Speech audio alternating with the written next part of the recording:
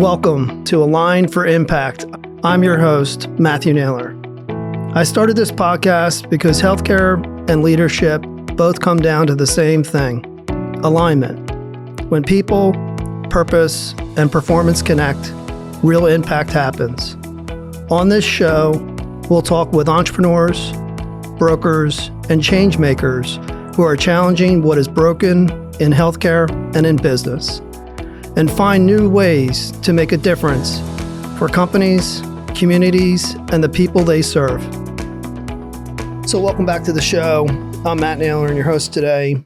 This is where we discuss with our guest their passion, their purpose, their happiness, their joy, their life, and how they're making an impact on themselves personally and professionally. I'm excited to welcome our guest today. Rod Strata is with GDK, a really amazing employee benefits and financial services firm in Canton, Ohio. Rod, welcome to the show. Yeah, thank you, Matt. Thanks for having me. So, Rod, I love just icebreakers. Okay. And, beginning with something, fairly easy, but you've gone from campus life and college recruiting, if I'm remembering your story correctly. Yeah.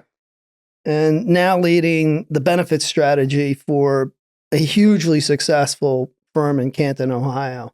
Can we just start there? How did you pivot from campus life and recruiting to employee benefits and insurance? Interesting. Yeah. So ironically, even one small step before that. So I graduated college in 2009, spring of 09.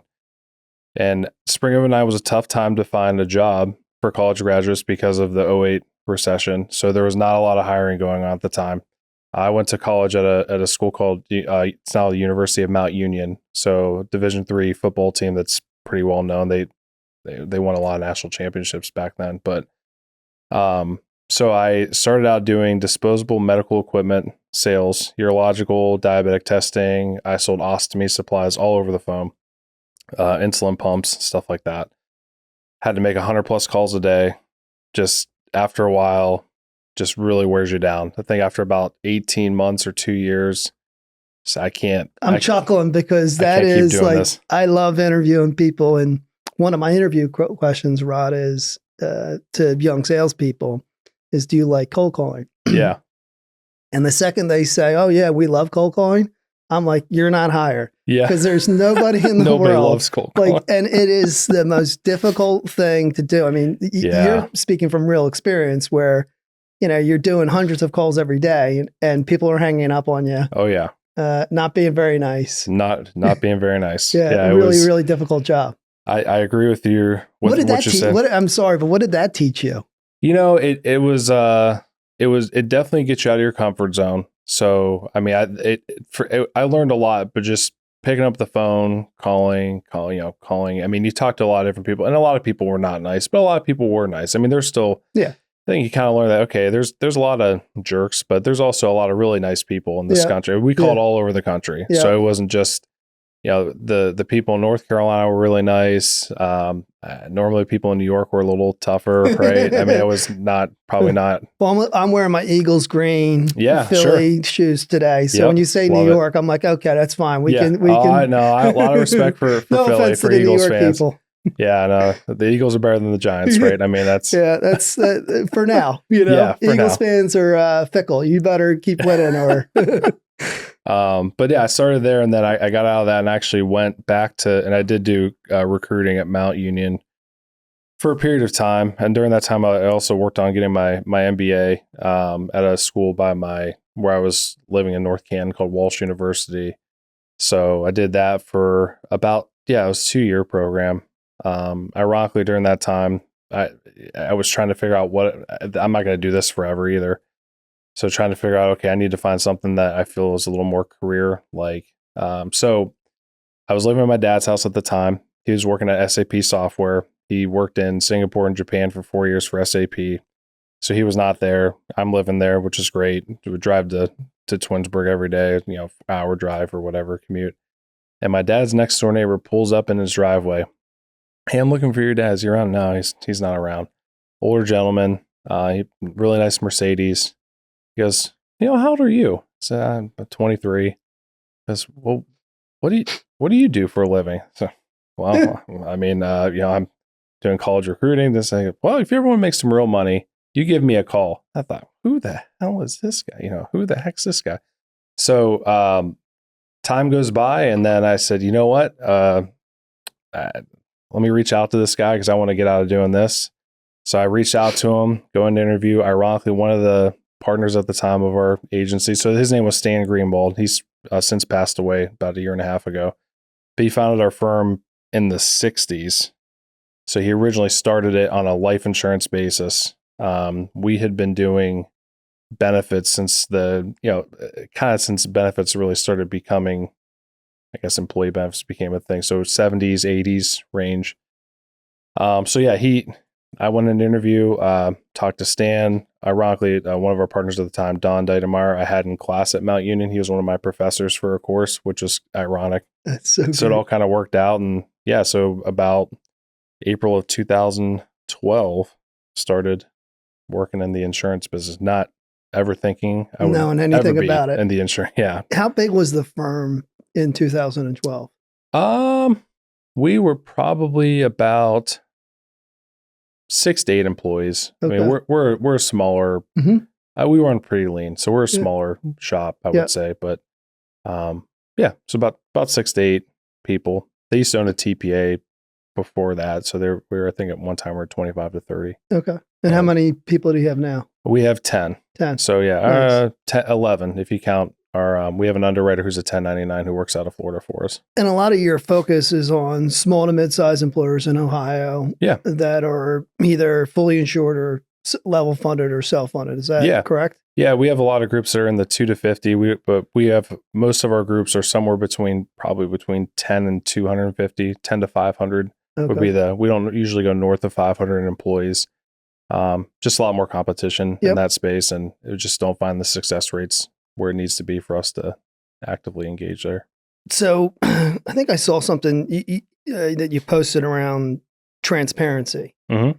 And I think the post was something like, hey, I can drive across town and fill up my car, and it's going to cost me 60 cents a gallon to fill up my car. Yep. But I can't drive across town and grab an MRI.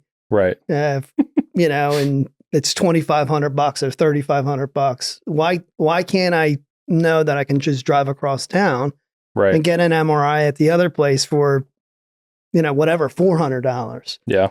I think that was something around what you were saying in your post, but transparency is a real issue in healthcare. Yeah, absolutely. Can you just touch on that a little bit and like your approach and your perspective and what you have seen retrospectively, but like what you're hoping to see more prospectively with the market? Sure. Yeah, no, that's a great question. So I think historically, certainly it's pretty well known, I think, in healthcare that transparency is an issue. Biggest reason being, to your point, we hear it all the time. You have a person that goes and gets a claim, an MRI or a CAT scan. And I use myself as an example. I had to, for a period of time, I'd have to get CAT scans a lot. And so I was going to one by my house, Akron General, which is now Cleveland Clinic. And I had a $2,000 deductible. The total charges were $5,000. So I would meet my deductible every time I went to go to get the CAT scan done, right? Just like clockwork. So then I decided to finally look. We had a transparency tool with the carrier we were with at the time. And there's a place down the street from our office who does basically the same CAT scan for $400. What is the transparency tool? Like what is it? What does the technology do? What is it providing to you or your clients? Yeah. So some carriers have their own. There's other tools that we look at. So the whole idea with the transparency tool is to basically, to your point, if you think about the gas analogy, I know there's apps like Gas Buddy or other apps that will tell you what the cost of gas is anywhere that you go. Mm-hmm. Well, these tools basically do the same thing, right? They say, okay, hey, if you go over here, your estimated cost for your CAT scan would be X. Maybe it's 5,000, maybe it's 2,000, maybe it's 400. So you can help steer people to say, hey, you don't have to go here. There's nothing mandating you to go get the $400 CAT scan, but you should at least know that you have the option. And for most people today, I mean, I know for me at the time, it was right around Christmas. I figured that out, and I thought, okay, I just saved, almost $2,000 out of my own pocket because I took 10 minutes to look something up. I mean, I don't make $2,000 an hour. Yeah. Yeah. Well, what a wonderful thing to give to the consumer. Yeah. Your employer groups and their members that, Yeah. The average employee making $50,000, $60,000, Exactly. $70,000 a year with a high deductible of $2,000 or $4,000 or $6,000. Those out of pocket costs are significant. And Yeah, giving sure. that consumer technology at the point of incident to be able to say, hey, where should I go? Yeah. And how much is it going to cost? And how do I save money? Do the transparency tools also provide any level of advocacy or showing the member like, hey, this facility is rated this way, this facility is rated that way? So not only giving them price, but educating them on the providers. Yeah, there's a couple that do factor in some clinical components that will basically say, okay, this clinical or this site that your provider is going to has had a higher success rate. And they pull a lot of different metrics. I think it's the clinical side's tough. I think there's not a real great grading system on that, but they go off at least enough statistics to say, okay, if somebody has a surgery with this person, their readmission or their rate of having to get a revision done or different things is lower than over here. So there is some of the tools will do that. And I mean, anytime we can provide that, it's not accessible for every provider, but if we can find that, certainly want to share that with people. I'm going to change gears a little bit, Rod, but you're an athlete. You love big sports. You're a big sports fan, whether it's football, golf, skiing, playing sports, being active. It really feels like that's the way you've been your whole entire life. Yeah. How has that translated for you in business? Yeah, that's a great question. So I think sports to me, I played football and baseball growing up, played a bunch of other sports when I was younger, but I played football and baseball. I think the team sport environment, that teaches you a lot about life and about business of not just you're driving yourself to be the best you can be, not just for you, but also for your team, right? I'm pushing myself to be the best person I can be for myself, my family, but also the people I work with because I care about them and I want them to succeed along with me or help push them to be better as well, right? We want to carry each other and move forward. But I think sports teach you a lot about toughness, to your point about grit. I mean, you learn a lot and it's not always easy. You have to push yourself further than you probably thought you could, but you kind of keep learning from that and building on that and kind of just take that and apply it to everyday life. That's great. That's great. The health insurance business is really not for the faint of heart. No. And what I mean by that is healthcare inflation is a real thing. And it's really, for employers, it's typically the second largest line item on their balance sheet. Yep. And it's also really painful for the members. It's out-of-pocket costs are, and when you look at healthcare inflation, and you compare it to wages, it's outpacing everything. Yeah. Rob, what are you and your firm doing that's innovative and creative to help people like reduce cost, create a better outcome for themselves, but also creating a better experience for the member? Yeah, no, very good question. So I would say, especially just take an average size case and just maybe a company with 100 employees, right? And I think for most employers today, their challenge is, especially whoever's in charge of the healthcare plan or benefits at their company, they don't know what they don't know. And so they just renew here, renew there if they're fully insured, just kind of keep taking big increases, trend increases, and that could be 8 to 10 to 12% every year. You do that for 8 years, your plan, your costs went from here all the way up, right? So, I mean, our big thing to me, we start working with employers and at least start pulling back the curtain, understanding why are you here? How did you get to this point? Why are your rates so high? Understand what your risk is. So whether that's through claims data or whether that's through I guess sometimes medical apps or form fire, are saying, okay, here's what we have going on. Here's where the industry's at with claims. So, and here's kind of the game plan we would recommend for you to start. Let's start walking down this path so we can figure out how do we control your costs a little bit better. So, to your point, we're firm believers in controlling the costs for the company also means controlling costs for the employees, which is big. I mean, for a lot of employees, they feel like they don't even have insurance. They have a $5,000 deductible. Maybe it's an HSA. They don't have enough to put into the HSA. So they feel like when they go to the doctor and they get a bill for $200, what am I paying all this money for? And that's really frustrating for them. It's a bad experience for them. So controlling the cost and figuring that out. But on the back end, to be able to do that, we look at, I guess, what I would consider innovative solutions. So we will look at anything and everything from doing specialty medication carve-outs, doing different types of high claimant migration tools that really benefit the member who's going through a difficult time. And it was maybe a bad diagnosis, whether that's a cancer diagnosis or they're going to be high utilizers for the next year. Doing all those things to help control and shape the risk is really important. And that allows us to kind of take that and at least start the process of, instead of just going straight up, can we starting to flatten the curve? And then the more that we understand your risk, the more we can try to maybe bring that back down. We call it resetting the floor. We like to try to reset their floor as much as we can. It's funny, big insurance companies, big PBMs get a lot of bad press. Mm-hmm. Even hospitals. Yeah.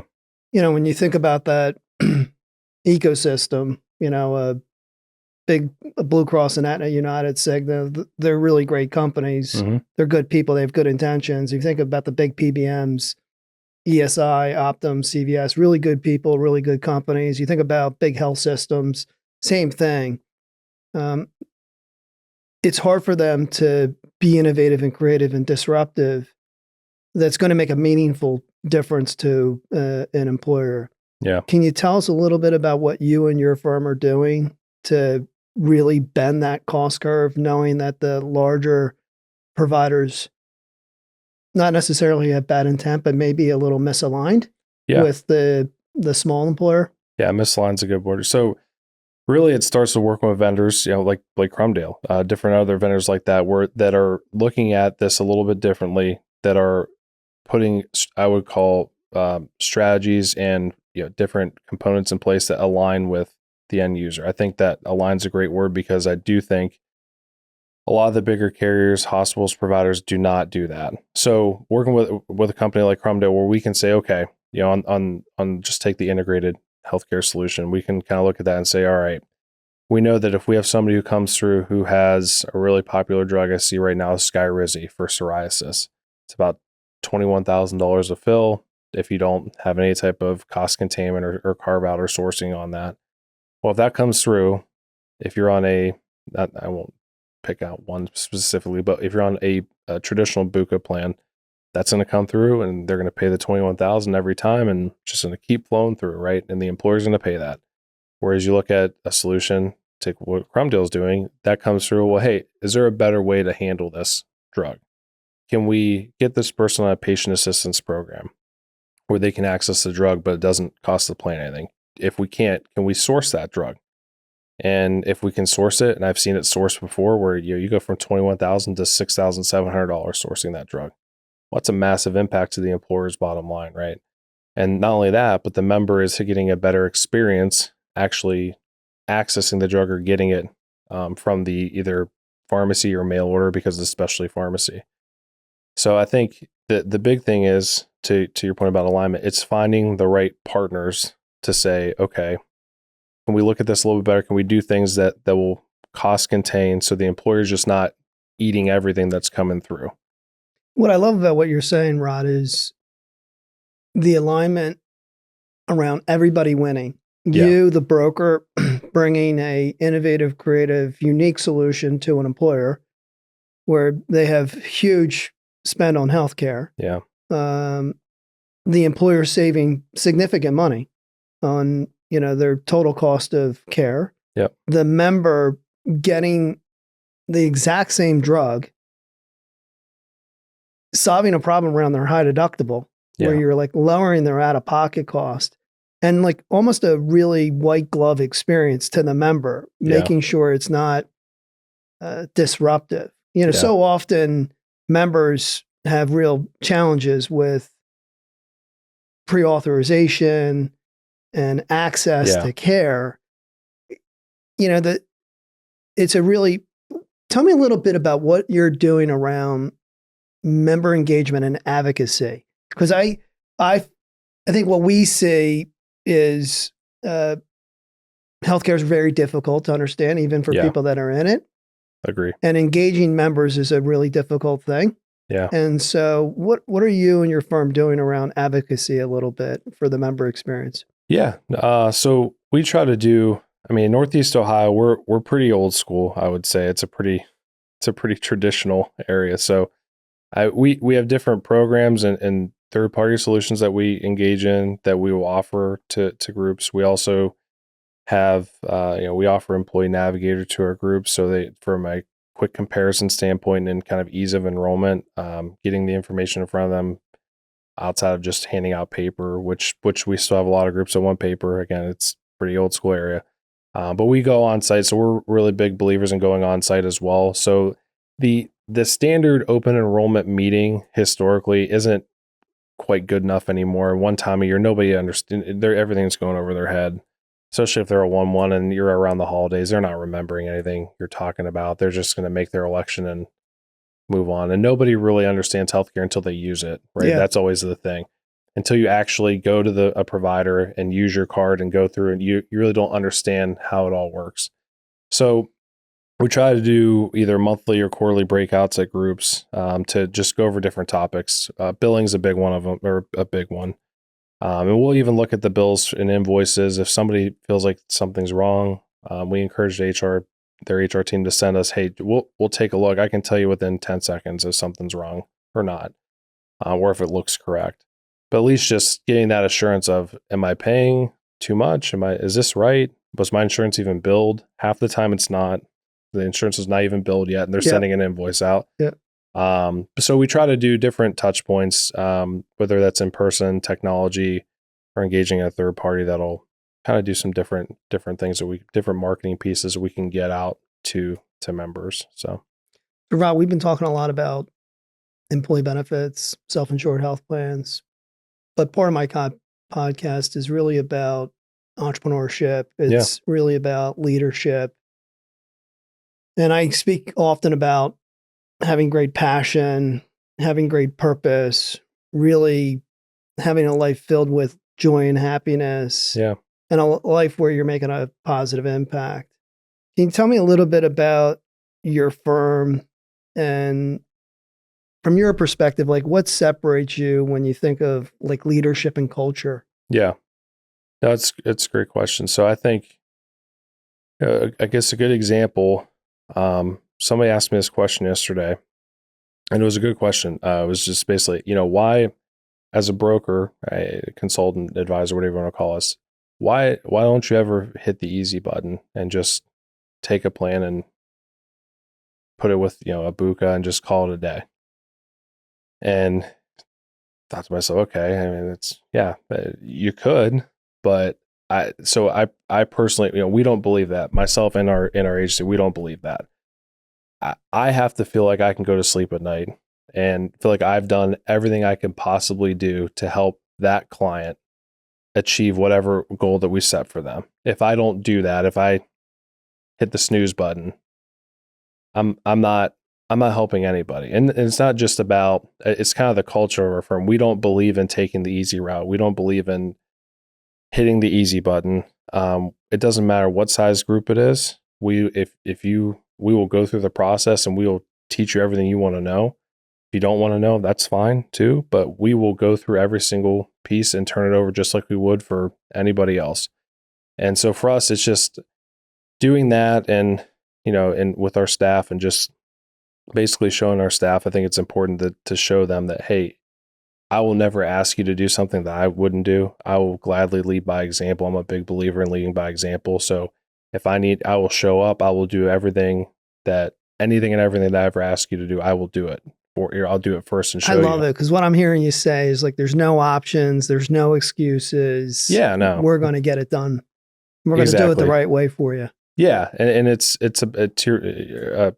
talking about earlier with problem solving. We're big believers, and that's all we're doing when we're solving a healthcare problem. This company, whether they realize it or not, they have a healthcare problem. Everybody has a healthcare problem.